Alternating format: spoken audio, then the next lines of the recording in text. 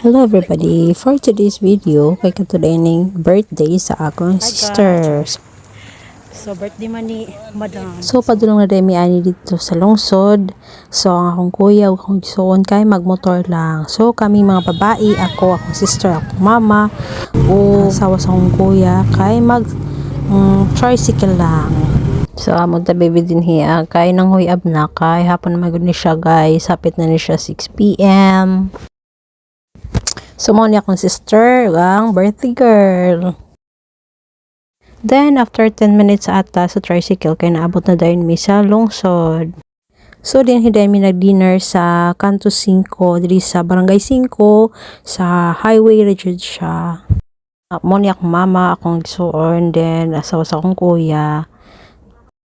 So, sa gawas na ni silang gate, kaya na iron ma, super nahadlo ka in town sa akong pagumangkon. So, pag-abot na mo din hiya, so nag-order na rin akong sister og chicken barbecue. Tagana kay sila status sa tulad guys. So, napodre si Thor o si nagunit siya og hammer. And dagani po sila yung mga table and chairs din hiya. Kay dagani man day tao diri ang mga mga 7 p.m. pataas na. So, dagani kay tao diri ang mga on. So, ang next na mga gi-order kay nanhimi diri sa Tuna Republic. Mo niya mga baby yung nga gisapot. So, mo nilang available diri nga mga foods. So, tuna ni siya. Bisang unsa klase nga luto basta kay fish ang ilang isagol. So, ang una day naabot na order kay chicken inasal.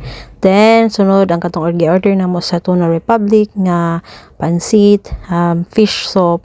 Then, fries dayon og tuna ball. Then, drinks na dayon.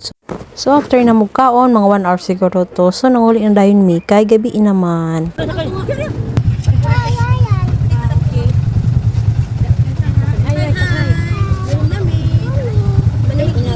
Mama.